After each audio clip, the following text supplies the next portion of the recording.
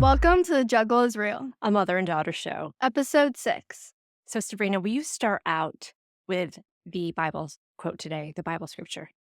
The Lord will fight for you. You need only to be still. Exodus 14:14. Okay, y'all, it is so wild that she started out with this because there are so many things. First of all, we are juggling so many things. And I was thinking to myself that we did have the time to be able to record this episode today. And what is so cool about this is when we are just being intentional and showing up in all the different ways, whether it is showered or not showered, um, it becomes really fascinating when we can just like trust the process and surrender to the universe. And again, just stay true to your word. And I'll say this because what she brought today is just so on point and aligned with our episode today. And yes, we are still going to have the mother and daughter of what has been, but which was a big part of the impetus of what started this show. And what we mentioned last week was that we really want to speak to the energy of the room, as I like to say. Like what is present in like the day to day, what is really big and prominent. And so I would love for Sabrina to share what did she juggle this week? A lot of schoolwork and homework, my permit test, which I did not pass, and like appointments for my injury. So what was your vision this year? Do you remember what I asked you? So you had a vision so that way in the day to day of what you do, you would know, is that supporting your vision or not? So for example, when I said to you, not showing up to your skills practice, is that really supporting your vision of being better in soccer? That was just like one little tiny aspect of that. So what was your vision again? To be better at soccer. And then straight A's in school and to drive. And to drive, right? Okay. So many things that I'd like to share, but we're going to probably breaking them up into different episodes. Her driver's permit test was early on in this week. Well, actually, it was Thursday, right? Mm-hmm. It was Thursday, and you were so excited. Like she's been so excited. Okay, you know what? Here's what I would love to know. What does having your permit mean to you? Freedom! Freedom. But what does that mean? What does freedom mean? I can drive myself around. But yeah. Not really, not by myself yet. Yeah. But it leads to it. Uh-huh. I don't know. You won't have to drive me anywhere. Okay. Yeah. What else? I'm just curious. Like, what is it? Does it feel like you're getting older and more Mature. mature Mhm. and responsible? And does freedom also mean that like I don't have to control you as much? So yes. Okay. How in what way? I'm just curious. Like I don't know. Like I'm asking. Well, when I ask you to drive me places, you always say yes. So I can drive myself. Okay. Yeah, I see that because now our oldest is gone. And Mhm. so you do work and juggle a lot of things. Dad works and juggles a lot of things. And we don't really say no to you a lot. Like, let's tell the audience, right? Like, it's not like, oh, we're so controlling. Let me just put a plug in for myself. I'm kidding. It's a- Yeah, but sometimes I don't want to walk. yeah. Okay. So what happened on Thursday was she was super excited for her driver's exam, her permit exam. And what happens for the exam? There's 2 sections of it, and the first section is the signs. And if you get one sign wrong, then you can't continue to the other section. Okay. Yeah, and I got a sign wrong. She got a sign wrong. And what was fascinating, and I'm just sharing this so it's very common here in this area. I don't know in Virginia, right? So our son didn't pass the science exams. Like the very first part of the exam, as Sabrina's saying, is you have to get every single sign correct, and you can't move on to that second part. And that happened to our oldest. That happened to several people we know, right? And when I was planted, like I went to the DMV, which I just do not love, and I was ready to be there for a while because just Serena we were asking her about the night before and you were saying you were feeling pretty. 'Cause I took the practice test on the DMV website, Mhm. and I got everything right. And And, I took it again, and I took it again the morning of, and I got everything right.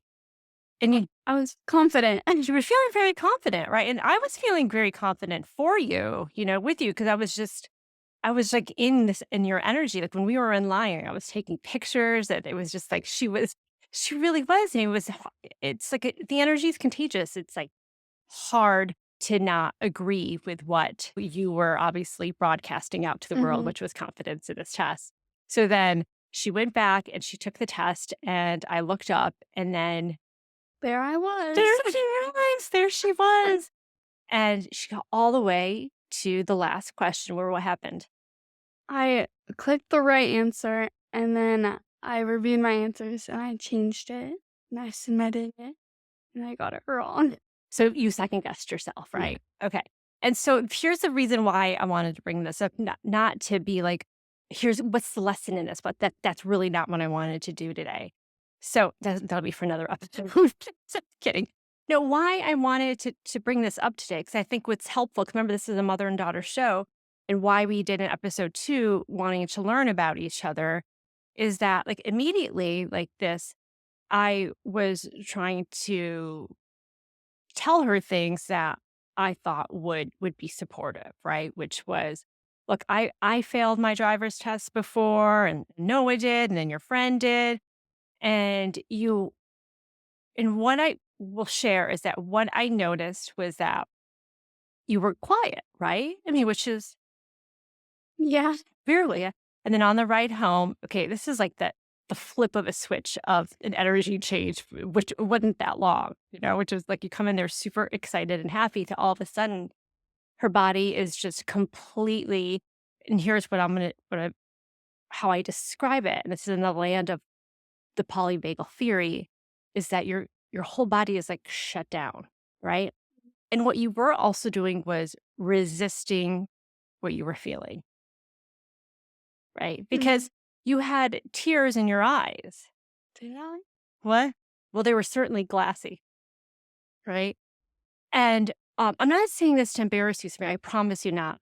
I'm in recognition, witnessing, so I can learn from you Mhm. too, because it's hard to be able to show your emotions, and it's interesting because as you were resisting it, like, she's with me and not with we're already in the car, not with anybody else, Mhm. so is this something that I'm just curious now, is this something that you were, like, just list a couple of emotions that you were feeling?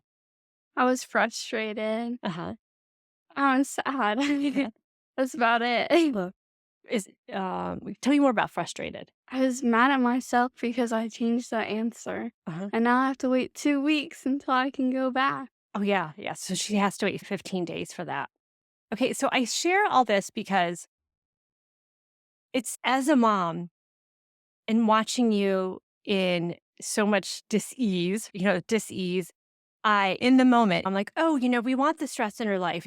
We want this. We're gonna turn this into something meaningful. We want to have, significance in our life." Like, the moment, that's That's not true. There is this saying with Katie by Byron Katie. She is a famous author and in the big personal development world where she has like these 4 questions that you ask.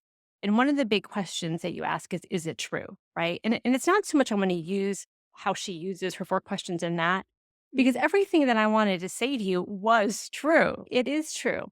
But what I wanted to offer moms and what I've been offering to myself and what I said to you in the moment too was, what would be useful? Like what would be useful, right? And so Mhm. like in my mind, I was thinking, God, we're passing by a Starbucks, like, on the Harris Teeter. So I was like, should I take her there? But then in my mind, I'm thinking, that's not exactly how I want to show you, like, you how to feed that sense of frustration, how to feed that Mhm. sense of sadness, right? Yeah, would that make it feel better? No, but what needed to happen was for you to process some of what was going through, right? Which I think is so why that scripture today, the Lord will fight for you. You need only to be still. That was for me as well as it was for you Mhm. because I knew that I literally like wanted to give her a pacifier, something to make her feel better. And I had to sit with that discomfort, and yes, you did too, because I knew that what you needed to do was to sit through it for a little bit, Mhm. right? So that is one thing that when you sat through it for a good few hours, which was really cool, right? So Mhm. you're fighting that resistance. And then what made it feel better? Nothing. I just sat there and I prayed to the Lord, and He told me that patience is a virtue, and He just told me that it takes time, and that He's there for me, and that I will get it eventually. You will get it. And if you don't Yeah. get it the second time, look at it the third time. If you don't get it the third time, you get it the fourth time. Then I have to go to driver's ed in Oh, we person. don't want that because I don't want to pay for that again. Kidding. No. And you will, because first of all, I just know you will, right? But also because there's this idea now of sitting in that discomfort and sitting in that discomfort. And even this, because I do remember that the struggle within the stress, within the struggle, something significant wants to happen. And I love it that we are able to have these episodes because you're going to remember this, right? Because one, you're going to remember how it feels in your body Mhm. to so-called fail. And I like how my teacher, Mary Morrissey, one of my mentors, has always said, and she paraphrases it from Albert Einstein, is that there's not failure, there's always feedback, right?